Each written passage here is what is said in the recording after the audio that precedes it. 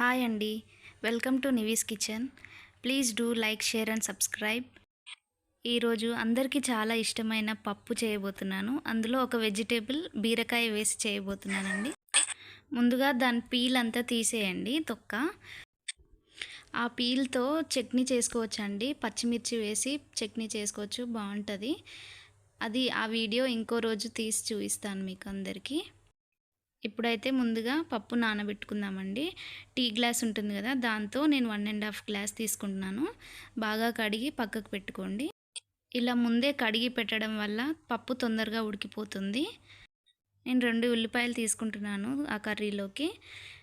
ఉల్లిపాయ తొక్కు తొందరగా రావాలంటే అలా మధ్యలోకి కట్ చేసుకొని 1 లేయర్ పట్టుకొని తీయండి, తొందరగా వచ్చేస్తుంది. ఇప్పుడు బీరకాయలు కడిగి పెట్టి కట్ చేసుకుందామండి.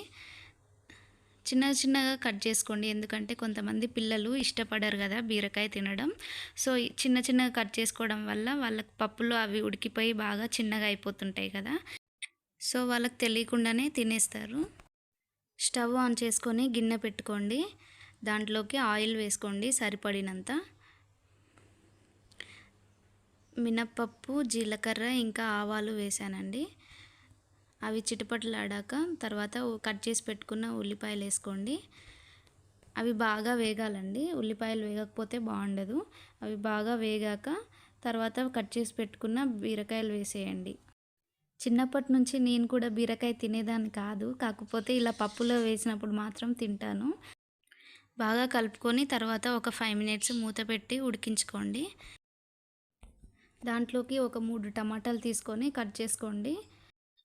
టమాటాకి అట్లా లోపల వైట్ కలర్ ఉంటుంది కదండి, అది తినొద్దు అని మన పెద్దవాళ్ళు చెప్తుంటారు. బట్ ఎందుకని రీజన్ తెలీదు నాకు. ఈసారి కనుక్కొని మీకు చెప్తాను.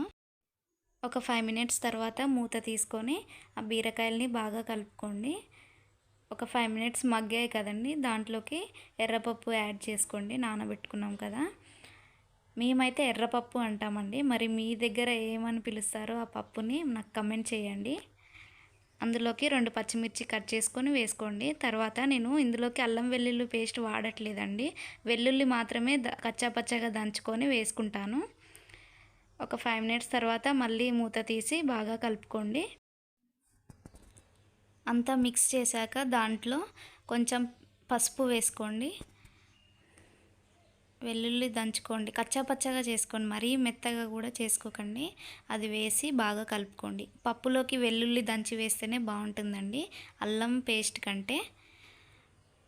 టమాటా కట్ చేసుకున్నాం కదా, అది వేయండి. కలపన అవసరం లేదండి, అలాగే మూత పెట్టేయండి. మూత పెట్టి ఒక 5 to 10 మినిట్స్ ఉడికించండి. మేము ఒకసారి టూర్కి వెళ్ళామండి, అంటే టెంపుల్స్కి వెళ్తాం కదా, అలా టూర్కి వెళ్ళాము. అయితే ఒక ప్లేస్ దగ్గర వంట వండుకోవడానికని కిరాణం షాప్కి వెళ్ళి ఎర్రపప్పు కావాలని మేము అడిగాము. షాప్ అతనికి ఎర్రపప్పు అంటే ఏంటో తెలియదు అనమాట. ఒక 2-3 పప్పులు చూపించి ఏది కావాలో తీసుకోండి అని చూపించాడనమాట. సో మేము ఎర్రపప్పు తీసుకున్నాము. అది కడపలో జరిగిందండి ఇదంతా. అందుకే మీ ఏరియాలో ఆ ఎర్రపప్పుని ఏమంటారో కమెంట్ చేయమని చెప్తున్నాను. తర్వాత అందులోకి ఒక 2 స్పూన్స్ కారం వేస్తున్నాను. ఎక్కువ తినేవాళ్ళు కారం ఎక్కువే వేసుకోండి, నేనైతే కొంచెమే వేస్తున్నాను. రాక్ సాల్ట్ వేస్తున్నాను. లాస్ట్లో ఒక కొత్తిమీర కట్ చేసుకున్నాం కదా, అది అందులోకి వేసి కొత్తిమీర వేసాక ఒక 10 మినిట్స్ మూత పెట్టి ఉడికించుకోండి. అంతేనండి, మన బీరకాయ పప్పు రెడీ అయింది. ఇప్పుడు బౌల్లోకి సర్వ్ చేసుకుందాం అంతా. బీరకాయలు బాగా ఉడికిపోయాయి కదండి, కనిపించట్లేవు సరిగ్గా. అలా చిన్నగా అవ్వడం వల్ల పిల్లలు పప్పు అనుకునే తినేస్తారు అని తెలియకుండానే. అందుకే నేను చిన్నగా కట్ చేసుకోమని చెప్పాను. నేను చేసే వీడియోస్ అన్నీ నచ్చితే లైక్, షేర్ అండ్ సబ్స్క్రైబ్ చేయండి.